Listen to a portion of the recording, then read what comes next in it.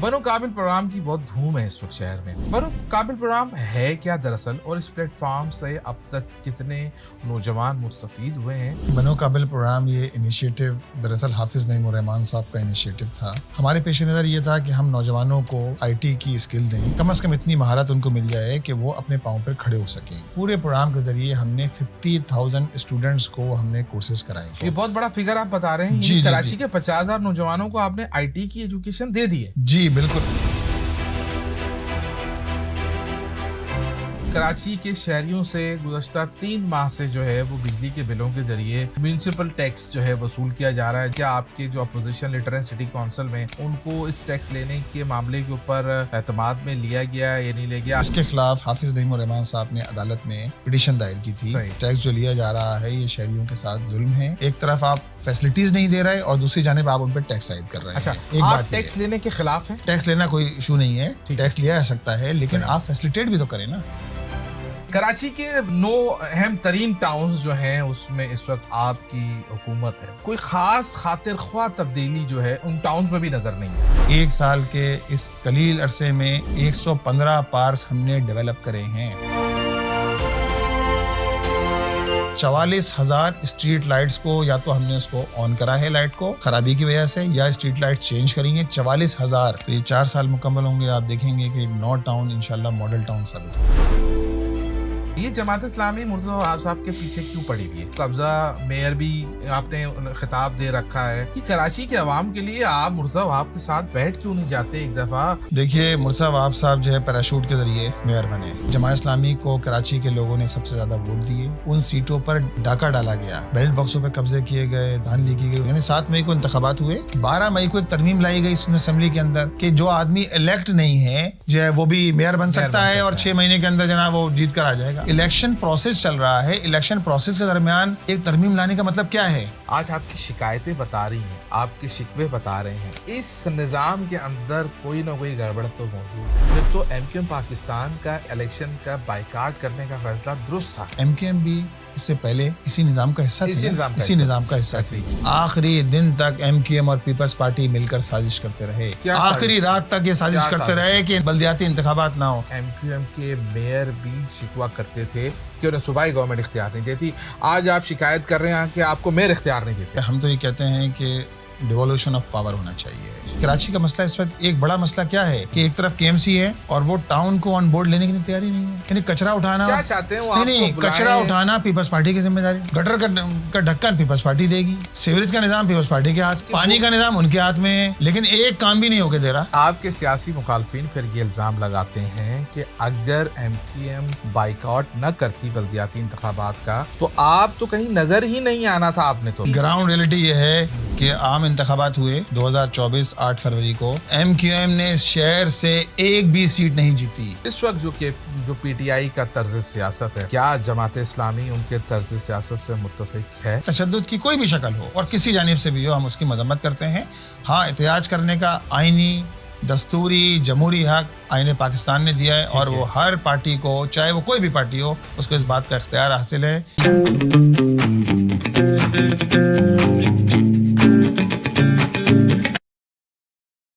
بسم اللہ الرحمن الرحیم. السلام علیکم. آپ کینن پوڈ کاسٹ دیکھ رہے ہیں. میں نوازش علی ہوں. کراچی کی بات کرتے ہیں, بار بار کراچی سے منسلک لوگوں کو بلاتے ہیں, بار بار ان کے موقف کو سامنے رکھتے ہیں, اور آج ایک بار پھر کراچی کا مقدمہ جو ہے آپ کے سامنے لے کر آئے ہیں. اور کراچی کا مقدمہ لڑنے کے لیے ایک ایسی شخصیت میرے ساتھ موجود ہے. آپ ان کو سڑکوں پہ دیکھتے ہیں, مظاہروں میں دیکھتے ہیں, کراچی کے حوالے سے مختلف مسائل پر احتجاج کرتے, جلسے جلوس کرتے, ریلیاں نکالتے ہوئے دیکھتے ہیں.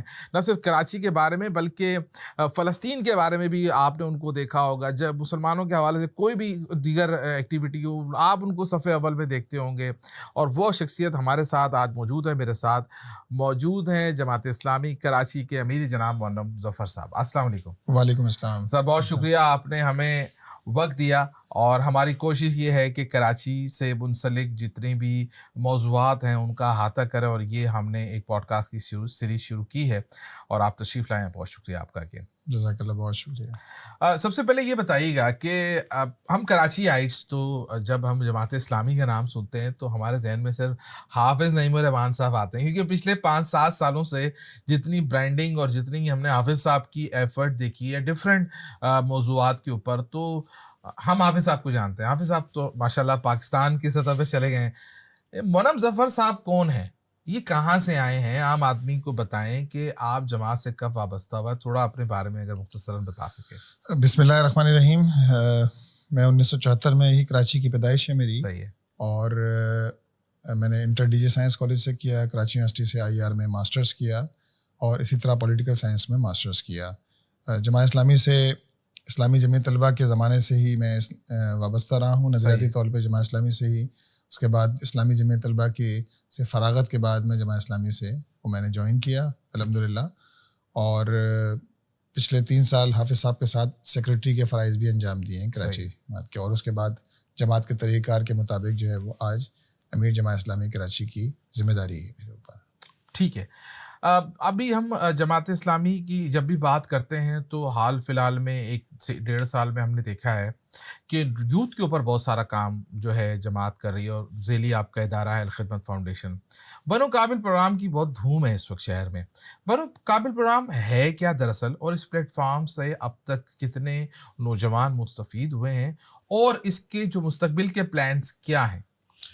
اچھا دیکھیں، بنو قابل پروگرام یہ انیشیٹو دراصل حافظ نعیم الرحمان صاحب کا انیشیٹو تھا. ٹھیک ہے. کہ انہوں نے کراچی کے نوجوانوں کو ایک صحیح لائن دینے کے لیے، صحیح ہے، اور بالخصوص 21 سینچری میں جو IT کی سینچری کہلاتی ہے، اس میں نوجوانوں کے ذریعے ایک ریولوشن لانے کے لیے ایک پروگرام انہوں نے لانچ کیا. اور اس میں بالخصوص شہر کراچی کے اندر آپ نے دیکھا ہوگا کہ نوجوان بے روزگار نوجوان ہیں، ڈگریاں ان کے پاس ہیں لیکن ان کے پاس روزگار موجود نہیں ہے. ٹھیک ہے. ہمارے پیش نظر یہ تھا کہ ہم نوجوانوں کو IT کی اسکل دیں، کم از کم اتنی مہارت ان کو مل جائے کہ وہ اپنے پاؤں پر کھڑے ہو سکیں. ظاہر بات ہے ایسا تو نہیں ہو سکتا نا کہ لوگ کی قسمت میں یہی ہو کہ فوڈ پانڈا تقسیم کر رہے ہوں. کراچی کے نوجوان جو ہے وہ فوڈ پانڈا جو ہے وہ سپلائی کر رہے ہوں، پڑھے لکھے نوجوان جن کے پاس ڈگری موجود ہو. کم از کم ان کو اتنی اسکل دے دی جائے کورسز کے ذریعے کہ وہ آگے بڑھ کر اپنے والدین کا سہارا بن سکیں، اپنے پاؤں پہ کھڑے ہو سکیں، اور اپنے لیے بھی کوئی ارننگ کا سامان ہو سکے.